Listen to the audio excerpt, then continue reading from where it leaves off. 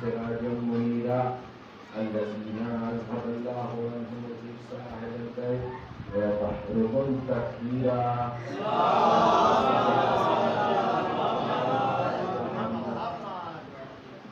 أما بعد فقد قال الله تبارك وتعالى في كتابه المجيد وفرقانه الحميد وقوله الحق. بسم الله الرحمن الرحيم. يا أيها الذين آمنوا أقيموا الصلاة وآتوا الزكاة إلى آخر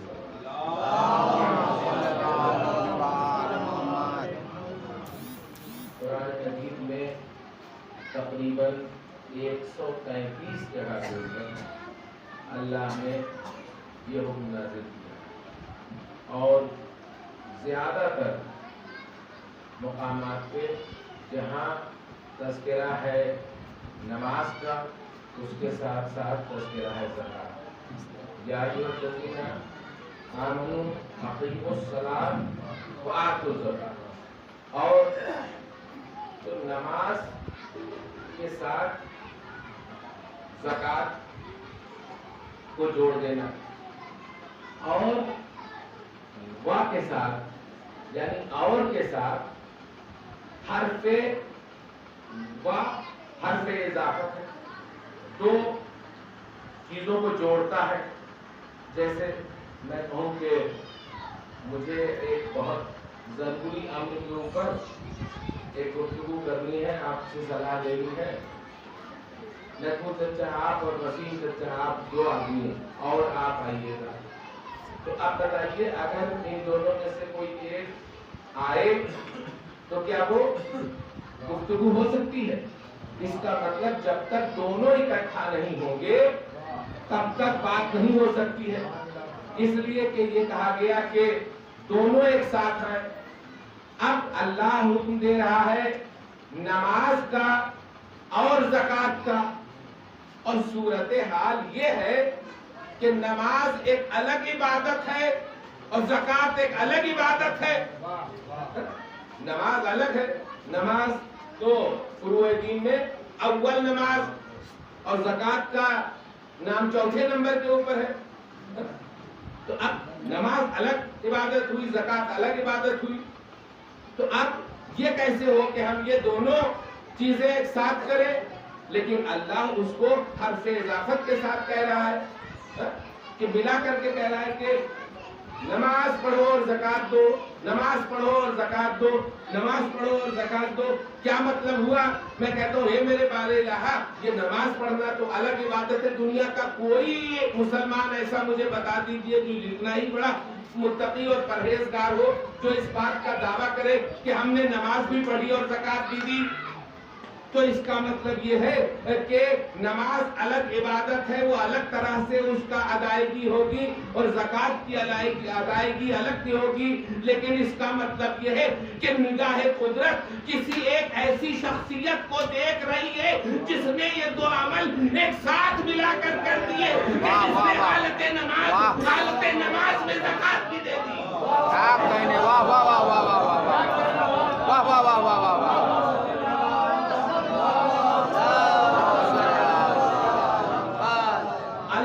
حکم کی لاج اگر کسی نے رکھ لی تو ایک ایسی شخصیت نظر آئی کہ جس نے نماز بھی پڑھی.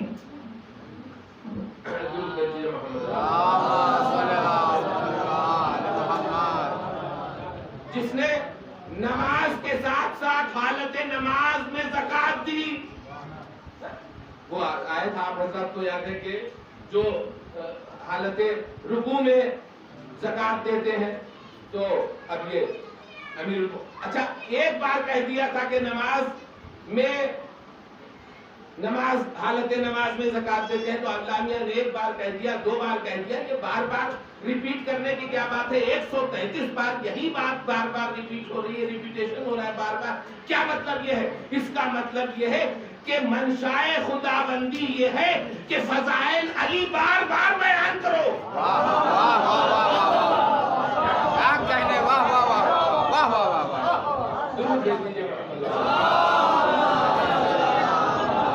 نعرہ حیدری, نعرہ سلوات. واہ واہ واہ واہ واہ.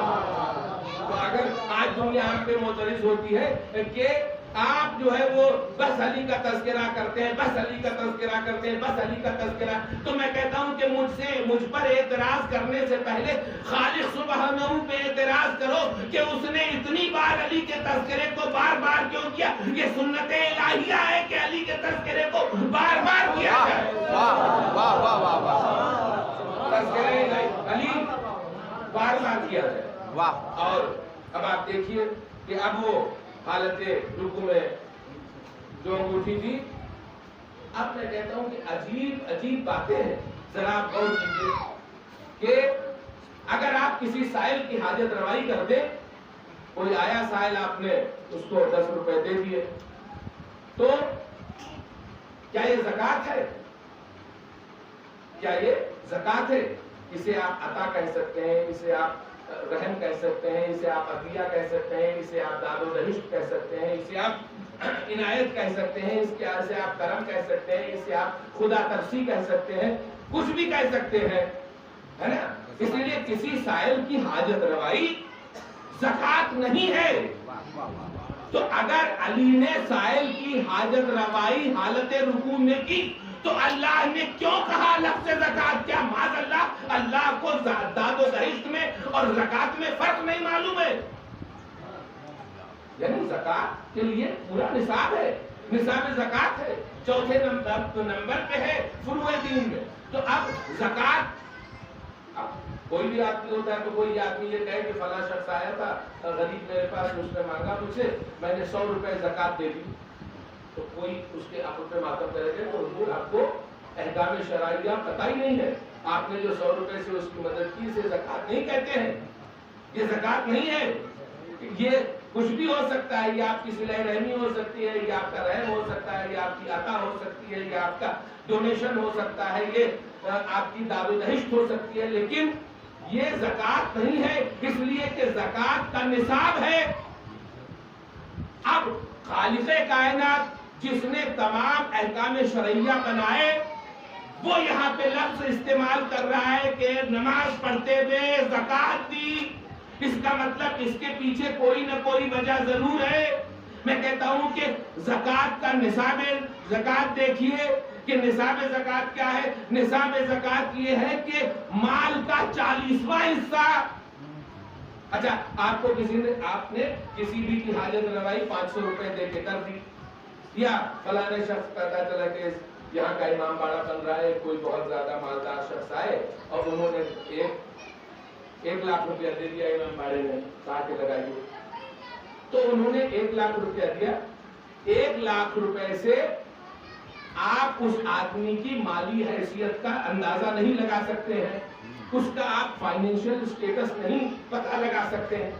لیکن آپ سے اگر کوئی آدمی کہے کہ ہمارے شہر میں فلاں شخص نے 1 لاکھ روپے زکوٰۃ نکالی، تو آپ یہ سمجھ لیں گے کہ ان کے پاس 40 لاکھ روپے.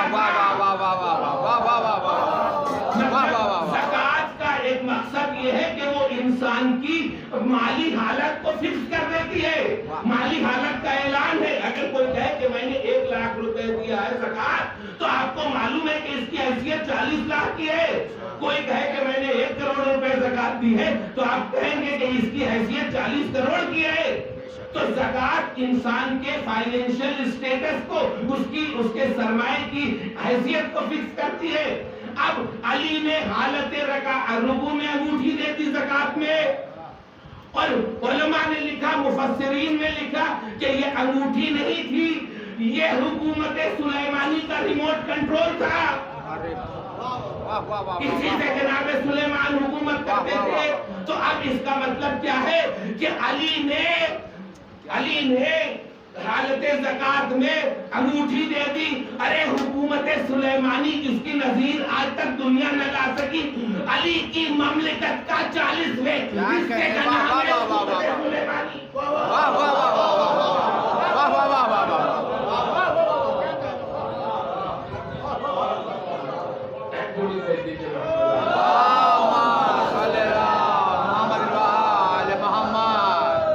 اللہ لفظ زکوٰۃ رکھ کے علی کی حیثیت دنیا کو پہچانوانا چاہ رہا تھا کہ جس کی حکومت کا 40واں حصہ حکومت سلیمانی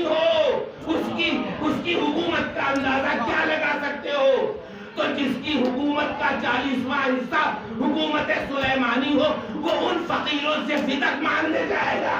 واہ واہ واہ واہ واہ واہ واہ واہ، کیا کہیں، واہ واہ واہ واہ واہ۔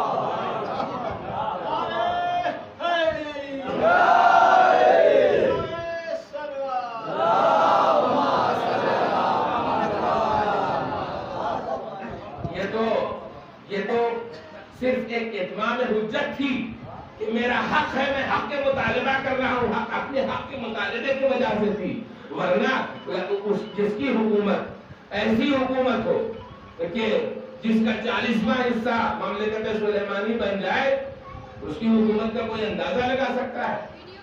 اس کی حکومت کا کوئی اندازہ نہیں لگا سکتا، اور اس نے اس انداز سے صرف وہ دنیاوی حاکم نہیں جس کو کہتے ہیں کہ علم پر حکومت، جس کو کہتے ہیں علم پہ حکومت، علی نے جو دعویٰ کر دیا کوفے کے ممبر سے کہ سلونی قبل تختدونی، تو جب علی کا مد مقابل اس نے کہا کہ اس میں کیا بڑی بات ہے، جب علی کو راستے سے ہٹا دیا گیا اور جب تاریخیں بدلی جانے لگی اور علی کے فضائل کو چھپانے جانے لگے، تو اپنی حکومت کے بڑے بڑے علماء کو آئے کہا کہ تم بھی ممبر کوفہ کے آؤ اور کہو کہ سلونی، اور سلونی کا دعویٰ کرنے والے بے انتہا خجل ہو کے، بے انتہا مایوس ہو کے، بے انتہا ذلیل ہو کے گئے، اس لیے کہ کسی نے آ کے کہا کہ سلونی، تو ایک شخص نے اٹھ کے پوچھ لیا کہ یہ بتائیے کہ جب جناب سلیمان کا لشکر گزر رہا تھا تو چونٹیوں کا یہ قطار چونٹیوں کا ایک قافلہ جا رہا تھا، تو اس میں سے ایک چونٹی جو ان کی سردار تھی، انہوں نے کہا بھائی سب اپنی اپنی بلوں میں اندر چلے جاؤ، سلیمان کا لشکر بہت بڑا لشکر ہے جو گزر رہا ہے ادھر سے، سب کہیں تم دم کے مر نہ جاؤ۔ تو اس نے کہا کہ ہاں ان کا کہ بالکل، مفتی صاحب بیٹھے ہوئے ممبر پہ، اب انہوں نے کہا کہ آپ بالکل صحیح بات ہے، انہوں نے کہا بتائیے کہ یہ جو چونٹیوں کی سردار جس نے اپنے آ کر کے لوگوں کو کہا تھا کہ تم لوگ اپنے بلوں میں چلے جاؤ، تو یہ چونٹی نر تھی کہ مادہ تھی؟ اب معاملہ پھنس گیا، آپ نہیں بتا سکتے کہ یہ چونٹی کون تھی۔ انہوں نے کہا بھائی ہو تجھ پر، تم آئے ہو ممبر پر سلونی کا دعویٰ کرنے، ہمارے مولا نے تو یہ بتا دیا تھا کہ پورے لشکر میں کتنے نر ہیں کتنے مادہ ہیں، اور تم ایک چونٹی کے بارے میں نہیں بتا سکتے ہو؟ اتر آؤ ممبر سے، ذلیل ہو کے اتر آئے۔ اب اس کے بعد پھر اس کا کچھ دور گزرا، کہا کہ اچھا نہیں ہم کو گڑبڑ ہو گئی، اب دوسرے مفتی کو بٹھالا گیا، کہا کہ اچھا تم دعویٰ کرو تو پوچھو، تم کو جو پوچھنا ہو۔ تو ایک شخص کھڑا ہوا، اس نے کہا کہ یہ بتائیے کہ مکھی کا جسم دو حصوں میں تقسیم ہوتا ہے، اس کی آنتیں آگے کے حصے میں ہوتی ہیں تو پیچھے کے حصے میں ہوتی ہیں، چکرا گئے کہ آپ کیا ہو، تو پھر وہ ذلیل کر کے اتر گئے۔ تو ایسی بات، ایسے سوالات ایسا نہیں ہے کہ جو خود ساختہ علم کے علمبردار ہو ان سے پوچھی گئی ہو، نہیں، میرے مولا علی سے بھی ایسی اور اسپیشلی خاص طور پہ یہ نصرانی اور یہ یہودی مولا کا امتحان لینے آتے تھے۔ ایک یہودی مولا نے جب یہ کہا کہ سلونی قبل تختدونی، تو ایک یہودی نے کھڑے ہو کے پوچھ لیا، کہا کہ علی یہ بتائیے کہ وہ کون سی چیز ہے جو اللہ کی مخلوق نہیں ہے؟ اب آپ دیکھیے، میں آپ کو 1-2 گھنٹے کا وقت دوں، 1400 سال گزر گئے اس سوال کو آئے ہوئے، 1450 سال گزر گئے، اور میں کسی انسان کو 1450 سال کا وقفہ اور دیتا ہوں، آپ جواب ڈھونڈ کے لے آئیے، آپ ڈھونڈتے چلے جائیے کہ بتائیے وہ کون سی چیز ہے جو اللہ کی مخلوق نہیں ہے اس کا کوئی جواب؟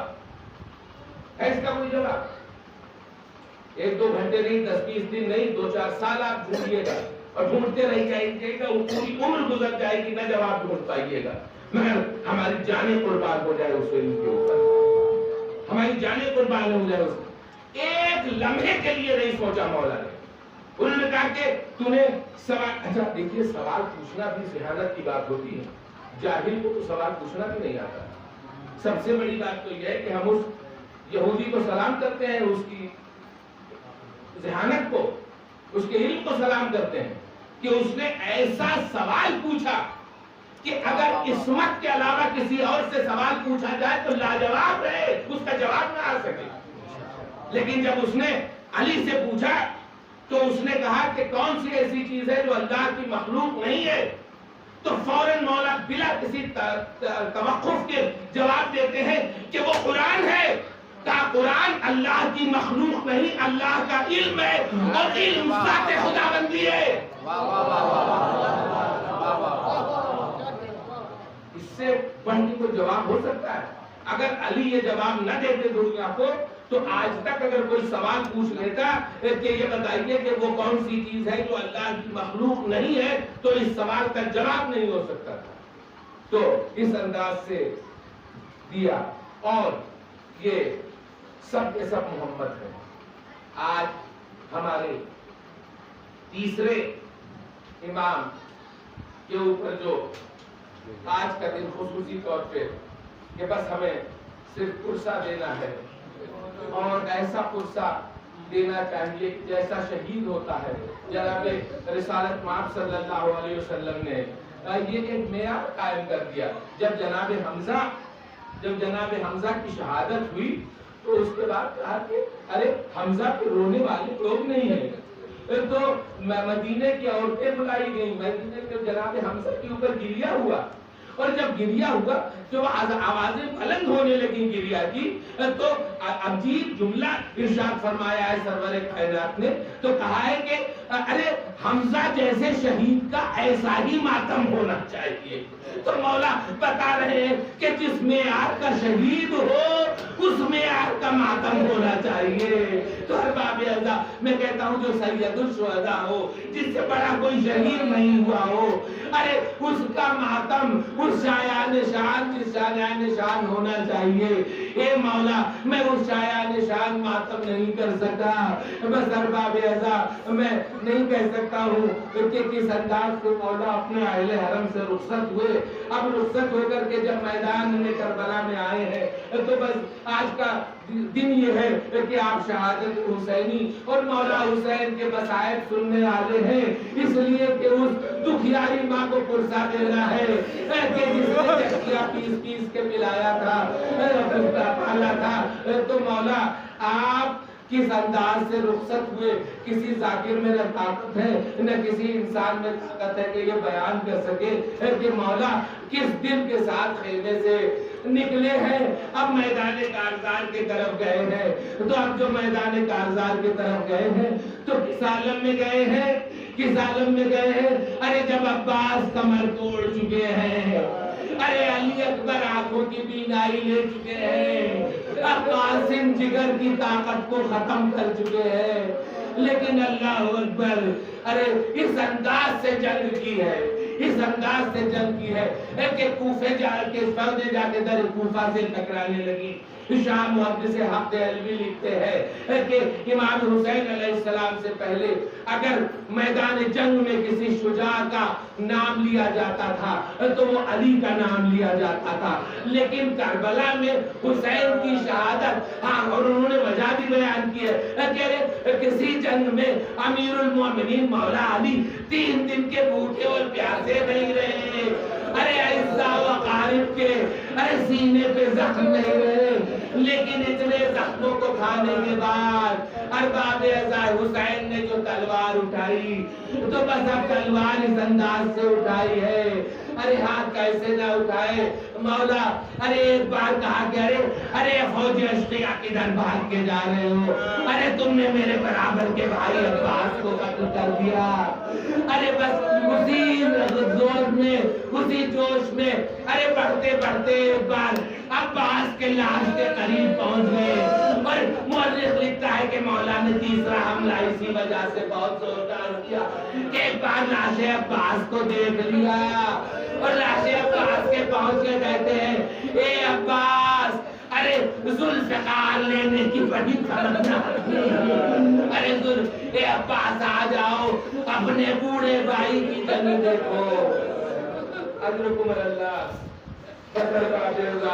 اس انداز سے مولا نے جنگ کی کہ پوری مورخ ایسا سارے مورخ انگشت بدنگاہ ہیں کہ حسین میں یہ طاقت کہاں سے آ گئی، حسین میں ایسی طاقت کہاں سے آ گئی ارباب اعزاز، لیکن اس کے باوجود بھی حسین کا جذبہ کریمی دیکھیے، حسین کا جذبہ کریمی دیکھیے۔ مولا حسین نے کسی لاش کو دفن نہیں کیا۔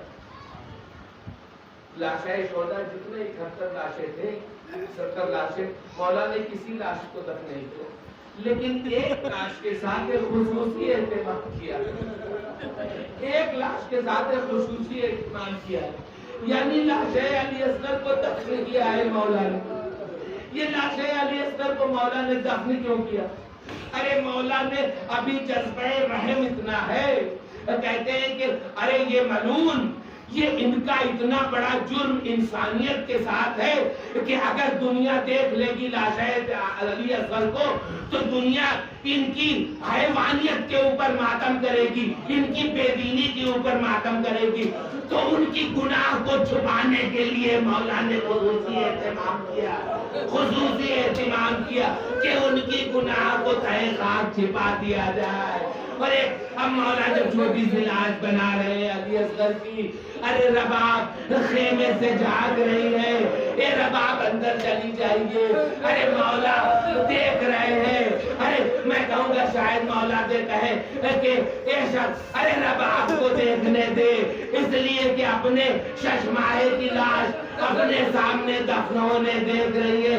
ارے ایک وقت آئے گا کہ زندان شام میں ایک لاش اور رباب کے سامنے، ارے اس کا بھائی دفنائے گا۔